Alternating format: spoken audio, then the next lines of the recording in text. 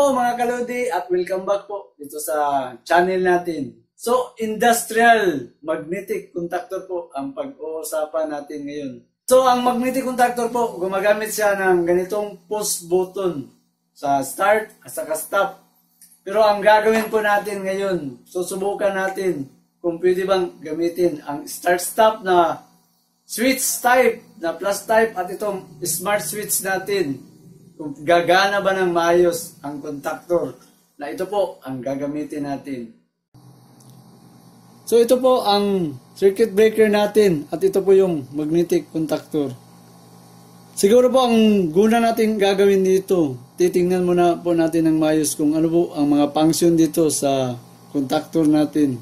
So tatanggalin na lang natin para makita ng malapit pa. So ito po ang magnetic contactor natin. So dito sa taas, may nakalagay po dyan na makikita ba? E1 at saka ito. Ito po ang holding coil na susuplayan mo po ang contactor. Kasi pag wala pong supply dito sa contactor, hindi po magti-trigger ang contact dito. Ganyan. So kailangan malaman mo muna kung saan ka kukuha ng supplyan mo ang isang contactor. Tapos ang contactor po, marami po sang supply na pwede mong gamitin. So, ang nakalagay po na ginamit natin para hindi na tayo mahirapan, 220 to 230 volts ang gamit. Kasi ang holding coil sa contactor, marami pong klase. Merong 12 volts, 24 volts, 110 volts, at saka 220. So, ang ginamit natin, 220 para hindi na tayo mahirapan sa supply. So, ang paglalagay po sa magnetic contactor sa holding coil. So, ito pong nakalagay, E1 at saka ito. Dito mo ilalagay yung line 1 at dito naman yung line 2 para magti-trigger po ang contactor. Tapos, by apat po siya nabutas. So, ang una po dito, ito yung line 1, line 2, line 3. Itong nakalagay na 13NO po, ito yung auxiliary na gagamitin po sa control sa magnetic contactor. Dito sa baba, yun po ang dito sa taas yung line side, dito naman po sa baba ang load side. Kaya pag ang contactor po nagtitrigger o nagkontak ng ganyan, yung line 1 mo dito, kumukontak po yun sa baba. Kapag nagtitrigger na po ang contactor, ganyan. So, kailangan pag nagkontak po siya, nagkontak yung sa line side dito at dito rin sa load side. Dadaan po yan pag nagkukontak po ang contactor. So, mas mabuti natin gawin. So, subukan na lang natin isupply at sa gagamit tayo ng tester. So, ibalik natin. Ang gagawin natin, susubukan natin isupply itong E1 at saka ito. At titingnan natin kung ano bang mangyayari doon. So, lalagyan natin ng wire yung E1 patungo sa line 1. So, dito tayo mag-umpisa. So, yan po. Nalagay na natin yung E1 dito sa line 1 at saka yung ito sa line 2. So, gagamit po tayo ng tester para makita ng maayos. So, dito ilagay yung multi-tester natin. Tapos, isiting na natin sa times 100. So, dito natin malalaman. Ito, isali muna natin para malaman natin kung ano yung holding coil. Ang holding coil po na E1 at ito ay meron po siyang resistance. So kung titingnan mo yung tester natin, naka-zero po siya. Pag i-reading mo ang E1 at ito, so meron po siyang 6 ohms. So makita mo may 6 ohms siya dito. Ibig sabihin doon, kapag hindi kasi gumalaw ang resistance sa holding coil, sira na po yun. So kailangan may resistance po ang holding coil kung kukunan mo ng resistance po dito. So makikita mo dyan. Yan, makikita mo. So 6 ohms po siya kung makikita mo. Iba rin yung pumapalo doon sa zero. Kapag zero yan, short na po yun. So ito, may resistance po kasi ang holding coil. Tapos, pakita na lang natin na dito yung line side sa line 1 natin. So yung line side sa line 1 at dito sa load side sa line 1. Kung makikita po, hindi po siya gumagalaw kasi hindi po siya nagko-contact. Pero pag nagko-contact po ang contactor, yung line side dito papasok diyan sa baba. Magko-contact po dito ang line 1 at saka line 1 dito sa load side. So, titingnan po na natin. So, pag pabalo yan, kaya pag nag-contact yan, papalo talaga ang kontaktor. Kaya ang ginawa natin ngayon, sinubukan na natin i-direct para makita natin ang procedure. So, i-switching na natin para makita natin yung contact. Kaya kung makikita mo, nag-contact na po ngayon ang kontaktor natin. So, ang kontaktor po, magkahiwalay po ang supply dito sa kontaktor at dito sa terminal para sa line 1, line 2 at saka line 3. So, dito natin malaman na yung line 1 sa line side, makapasok dito sa load side sa baba. So, ibig sabihin doon, nakakontak na. So, kukontak na po dito ngayon ang line 1 patungo sa baba. So, subukan natin sa tester. So, ayan, makikita, pabalo po. Tapos dito sa line 2, ganun rin. Sa line 3, ganun rin. Dito naman sa 13 at saka 14, ito po yung auxiliary. So, naka-normally open po siya. Pero pag nag-contact na po ang contactor, magiging normally closed. So, nag-contact siya ngayon. So, ibig sabihin, yung normally open ngayon, magno-normally close po yan. So, kung makikita mo, ayan, gumalaw po ang tester natin. So, normally close na po siya kasi naka-contact. Sabihin natin, naka-off. So, i-off muna natin. So yan, pag nag-off po siya, magiging normally open. So hindi yan papalo ang tester, makikita na. At saka dito rin, sa line 1 natin, hindi na yan papalo kasi naka-off na ang supply natin sa holding coil sa contactor. So ayan, hindi na po siya pumapalo. At saka dyan. At saka lagi niyong tandaan, hindi siya pwedeng mag-short circuit po dito. Dapat walang palo dito sa line 1 at dito sa line 2. So wala, kasi mag-jumper po yan dyan. Short po. Kasi nakalinya po yan dito patungo ang supply dyan sa breaker. So ayan, makikita mo naman. So ngayon, ipakita muna natin kung paano papasok yung supply. So lalagyan na lang natin ng bulb para makita. So lalagyan po natin ng bulb indicator doon. So dito po sa bulb natin, siyempre ilalagay natin sa load side. So pipili po tayo kasi single phase lang naman ang linya natin. So pipili po tayo dito sa line 1, line 2, line 3. So sa line 1 at line 3 po ang gagamitin natin. So yan, nataping na po natin ang bulb lang ang ipinakita natin para makita natin yung function na papasok yung supply dito. So lalagyan natin ng bulb, ito po yung bulb. Ipakita po muna natin kung ano bang function ngayon kung meron ng bulb at saka load. So, switch on natin yung breaker natin. So, nakakontak na po ngayon ang contactor natin. Tapos, baka sabihin nyo, bakit hindi umilaw ang bulb natin, Sir Buddy Proy? Kasi wala po tayong nilagay na supply na patungo dito sa load side. Kaya yung line side natin dito, padaanan mo talaga ng supply sa breaker para makapasok yun sa baba na isusupply dito sa bulb. So ngayon, pinakita lang natin na walang kwenta po talaga ang load side natin kapag walang line side na inilagay sa breaker. So ngayon, lalagyan natin. Ang nilagay po natin doon nasa line 1 at sa line 3. So ganun rin sa taas, sa load. Dapat nakalagay sa line 1 at sa line 3 kasi doon natin inilagay sa baba yung line 1 at sa line 3. Lalagyan natin ng wire patungo doon sa circuit breaker para umilaw yung bulb. So off muna natin. So yan, nalagay na natin yung line 1. Dito na naman tayo sa line 2. So yan po, natapping na natin yung line 1 at saka dito sa line 2. So isi-switch on na natin ngayon. Doon na natin malaman na papasok na yung voltahe patungo dito sa bulb. Kasi nilalagyan na natin dito sa line 1 at saka dito sa line 2. So i-switch on natin para makita natin iilaw na ba siya ngayon na may nilagay na tayong supply. So ayan, kung makikita mo, umilaw na po siya. So ibig sabihin yung supply dito sa circuit breaker, dumaan na po ngayon sa contactor. Kaya yung contactor natin, magkaiba po yung linya na nilalagay dito at saka yung doon sa holding coil sa contactor. Ito po, pinakita lang natin na wala mo ng switch.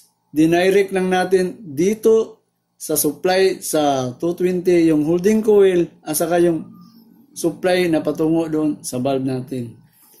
So, ang gagawin natin, lalagyan na natin ng switch po ang contactor natin. Sa push button muna po tayo mag-umpisa.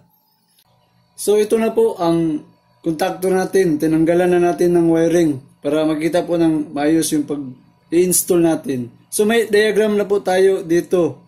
So medyo balik po tayo sa review ngayon sa start-stop natin kasi mag-comparison po tayo sa ibang switch na gagamitin. Tapos ito po ang original sa push button talaga sa contactor natin. Ito yung stop at ito yung start. So makikita nyo dito na stop at saka start. So ang paglalagay po natin dito sa wall, ganito natin ang posisyon para makita po yung terminal sa pagtatapping natin. So makikita mo ang kulay dyan sa red, stop, diyan makikita. Tapos yung green dito, yan, start. So idikit muna natin para makita ng mayos.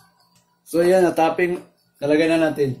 So dito tayo mag-umpisa ngayon sa line 1. So ang line 1 po natin, ito po yung circuit breaker na line 1 at saka line 2. Ito po yung line 1. Tapos yung stop natin. So ito yung stop na kulay red. Tapos yung start, ito yung green.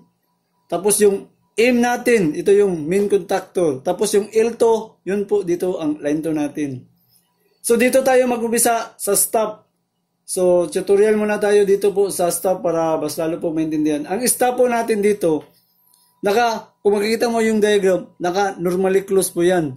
Tapos pag i-push button mo ang isang stop, bababa po ito at magiging open ang isang stop. Pero mas maganda, gagamit tayo ng tester.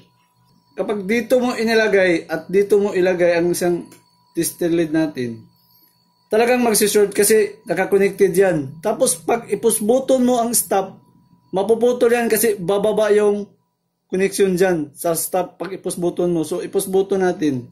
So ayan, makikita mo, nag-normally open po siya. Tapos pag bitiwan mo, babalik po siya sa close. So yun ang stop, ito yung stop. Dito naman sa start natin, siyempre, naka-normally open ngayon yan. So, makikita naman sa diagram, pag i-push button mo, saka na siya mag-contact, kaya papasok yung load doon sa supply natin sa magnetic contactor. So, testira natin. So, yan, kung makikita mo, naka-open. Pag i-push button mo ang isang start, magdudugtong yan sa baba, kaya mag-normally close. So, i-push button natin dito. So, yan, makikita mo, naka-normally close. Pag bitiwan mo ang push button, babalik po siya sa normally open.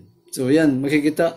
Tapos ito namang makikita po sa number 14 at saka 13. Ito yung galing dito sa contactor natin na number 13 at saka number 14. Kasi pag nag-energize po ang magnetic contactor natin, itong normally open po, magiging normally close.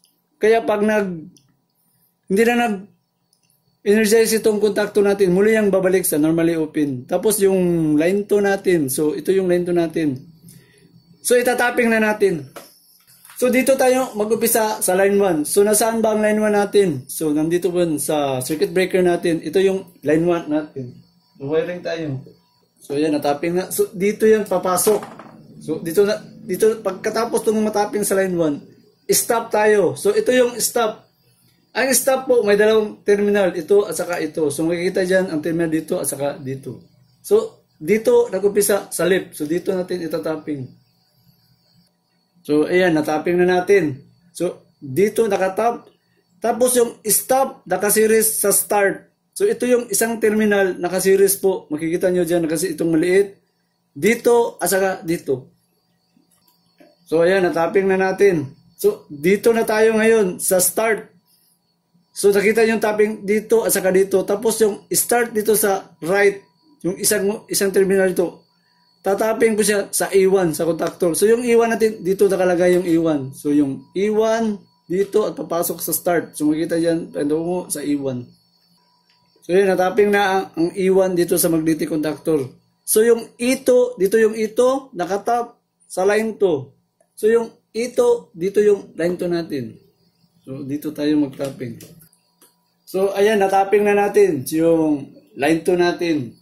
So, ngayon po, ito na lang ang kulang. Yung 13 o 14 natin at saka 13 dito, yung auxiliary. So, makikita po itong 13 at 14 dito po, makikita mo NO. So, yung NO, normally open po at saka dito. So, ngayon, ipakita muna natin kung paano ba kung hindi mo itatapping ang 14 at 13. So, ano bang mangyayari doon? So, para makita na lang natin na wala mo nang tapping sa 14 at 13. I-switch on natin yung breaker. So, push button tayo dito sa start. So ayan, makikita, nag-contact po siya. Tapos bibitiwan natin. So para ka lang nag-jog ngayon. Kasi di natin nilagay yung 14 at saka 13. Makikita naman po sa diagram na pag i-push button mo ang start at bitiwan mo, babalik po siya. Kaya nga kailangan meron kang 14 auxiliary ka normally open. Kasi pag nag-push button ka dito at nag-energize itong contactor, mag-normally close po ito. Kaya kahit bumalik sa taas yung start, naka-connecting na po sa baba. So kailangan lagyan natin ng auxiliary na normally open na tapping natin. Nakaparallel lang po ang start sa 14 at 13 sa start. So dito at saka dito. I-switch off muna natin. Lagyan natin yung wire. So dito tayo mag-umpisa sa 14. So ito yung 14. Ang 14 nakatap sa start sa left side. So ito yung left side sa start. So dito tayo tap.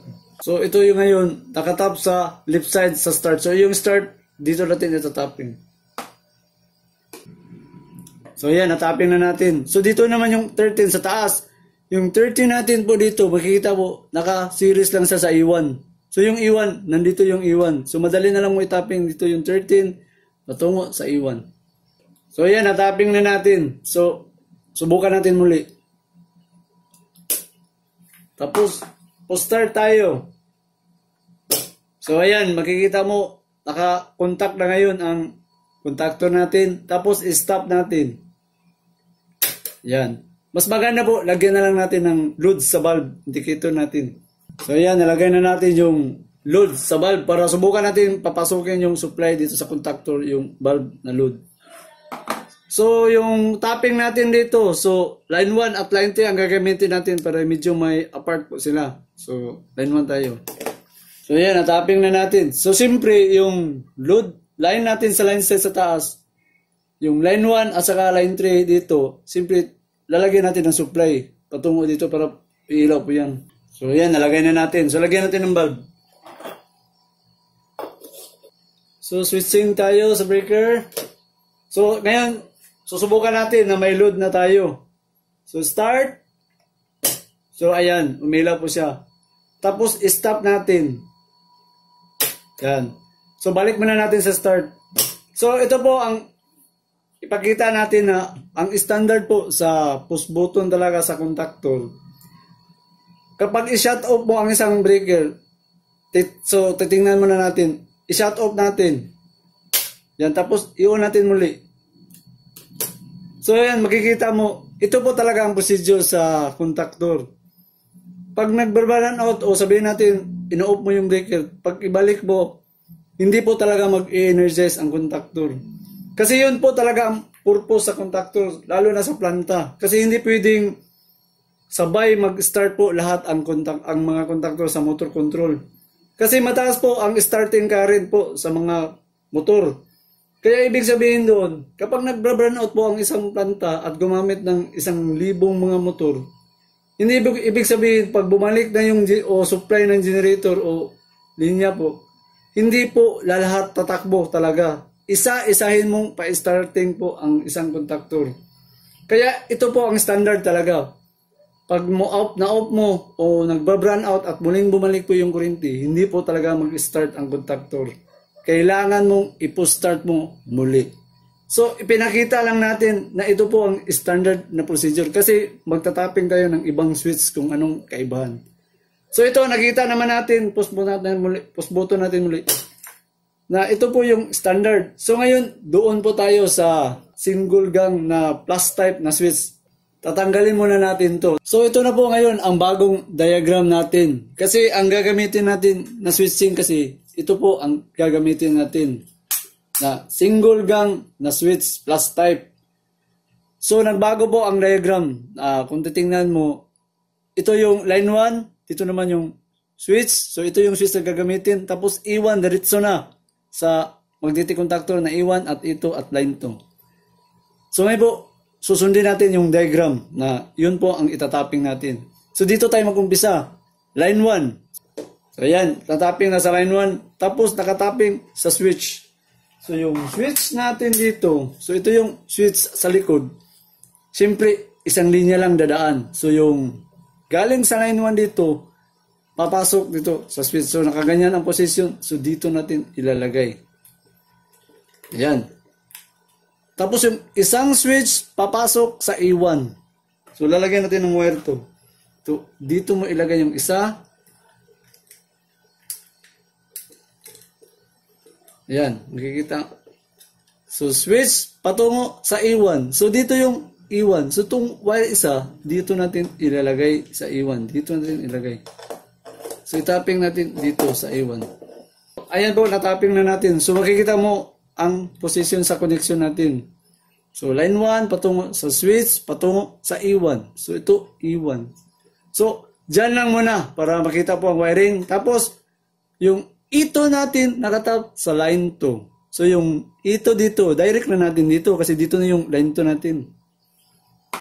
So ayan, natapping na natin. So napakadali na lang. So ayan, yan po ang diagram na kung ganito po ang gagamitin. So mas maganda, lalagyan na lang natin ng bulb muli sa indicator. So ayan, natapping na natin ang bulb, ang natin, socket dyan sa indicator light. Tapos dito sa baba, kahit saan tayo maglalagay, sabihin natin, line 1 at saka line 2 ang gagamitin natin. Kung line 1 at line 2 dito gagamitin mo, ganun rin sa taas. So line 1, line 2. Pero ang ginamit natin, line 1 at saka line 3 para magkahiwalay naman sila yung wire natin, tingnan. So tapping natin dito.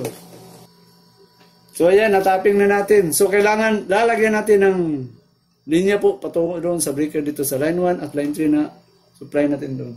So ayan po, natapos na po natin yung supply natin na para sa bulb. So lalagyan natin ng bulb.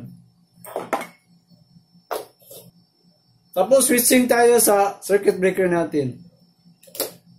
So switching na tayo, subukan natin.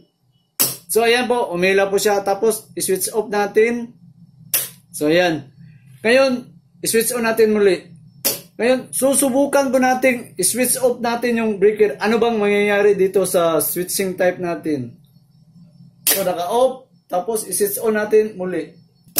So ayan po, umila po ang lighting natin. So ibig sabihin doon, magkaiba doon sa push button sa start stop natin. Kaya ito po, hindi po pwede na ilagay ang ganito na switching.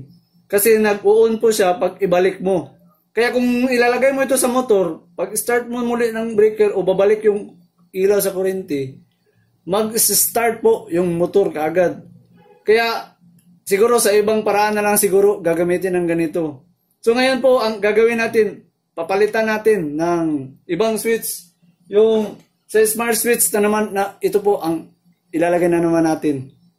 So, ang paglalagay po dito sa smart switch natin, so dalawa lang. So, magkapareho lang po ang tapping doon sa plus type na switching natin. So, ganun pa rin ang sitwasyon. Dito natin ilalagay, dito yung isang wire.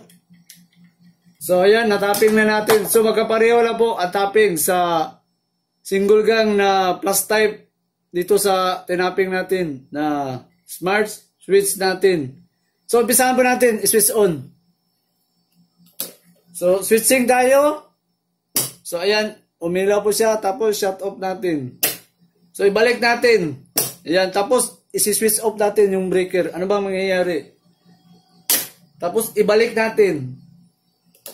So, ito po ang maganda sa smart switch natin. Kasi nagagampanan po niya yung style sa start-stop natin. Kasi hindi po siya nagbalik ng switch on natin yung breaker. So ito, may kaibahan po ang smart switch na pwede mo palang gamitin sa contactor na ganitong paraan. Kasi hindi siya nag-start. So yun ang magandang idea na nakita natin yung smart switch na pwede mong gamitin sa start-stop push button dito sa contactor natin. So mga kaludi, it's ending time na naman. So isa-shoutout po natin ang magpapa-shoutout po dito sa channel natin. So pisahan natin si Sir Darwin B. Namok from Tagum. Sir, magandang araw po dyan sa inyo. Ito pa, shoutout natin si Sir Anthony Smith. Pa-shoutout sa 552 Engineer Battalion from Dingol, Iloilo. Oy sir, mayong adlaw ni mo din na sir sa Iloilo. O sa 552 Engineer Battalion. Ito pa, si Sir Arnel Dagakdak from Davao City. Sir, mayong adlaw ni mo din na, sir, sa Davao. Ito pa, shoutout natin, Sip Sap. Always watching from San Mateo, Rizal. Pa-shoutout na din kay Jojo Saplala. Sir, magandang araw po dyan sa inyo. Ito pa, Bukidnon Electrician. Isa po siyang electrician vlogger. Kaya kung gusto nyo po, puntahan po ang channel niya, Bukidnon Electrician. Sir, magandang araw po. Mayang adlaw ni mo din na, sir. Ito pa, si Sir Kenneth Guira, electrician ng Hernani Easter Samar. Oy sir, mayong adlaw ni mo din na sa Samar, sir. O amping sa trabaho, sir, kay electrician po na ika. Ito pa, shoutout natin si Sir Ferdinand Grutas from Pasig City. Sir, magandang araw po dyan sa Pasig City po sa inyo. Ito pa, shoutout natin si Sir Bimar Bilalon. Pa-shoutout sa mga safety officer ng Parklands North Tower, DYTY, Di Luna, and Gaspar Perez. Sir, magandang araw po dyan sa inyo at sa mga safety officer po nyo sa trabaho nyo. Ito pa, shoutout natin si Sir Rogelio Bagyo from Jisan ESA. Oy sir, ang layo nyo. Kunting ingat po dyan sa trabaho. At saka magandang araw po dyan sa inyo. Ito pa, Beans Vlogs. Sir, magandang araw po dyan sa inyo. Beans Vlogs. Ito pa, si Sir Rosano Villa from Marquinhas, Baybay City, Liti. Sir, mayong adlaw ni mo din na, sir, sa Liti. Ito pa, si Sir Danny Rakuma. Sir, magandang araw po dyan sa inyo, Sir Danny Rakuma. Ito pa, si Sir Alin G. Ramirez from Bacolod City. Sir, magandang araw po dyan sa inyo. Ito pa, si Sir Kataragis Official from San Jose, Kalumpit, Bulacan. Sir, magandang araw po dyan sa inyo. Isa po siyang vlogger. Kataragis Official. Ito pa, si Sir Jonathan Parani Lintag Official from Abukay, Bataan. Sir, magandang araw po dyan sa inyo sa Abukay, Bataan. Ito pa, si Sir Romeo Desikni. Sir, magandang araw po dyan sa inyo, Romeo Desikni. Ito pa, si Sir Alex G. Barnachia from Pulumulok. Sir, magandang araw po dyan sa inyo. Ito pa, si Ma'am Tilidonia Guinto. Magandang araw po dyan sa inyo, ma'am. Ito pa, the last but not the least, si Sir Roberto Evangelista from Bulacan. Sir, magandang araw po dyan sa inyo sa Bulacan. So mga kalodi, tapos na po shoutout natin.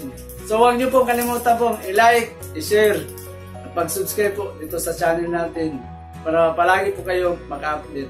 At saka maraming salamat po sa palagi nyong panonood po dito sa channel natin. So hanggang sa muli na naman.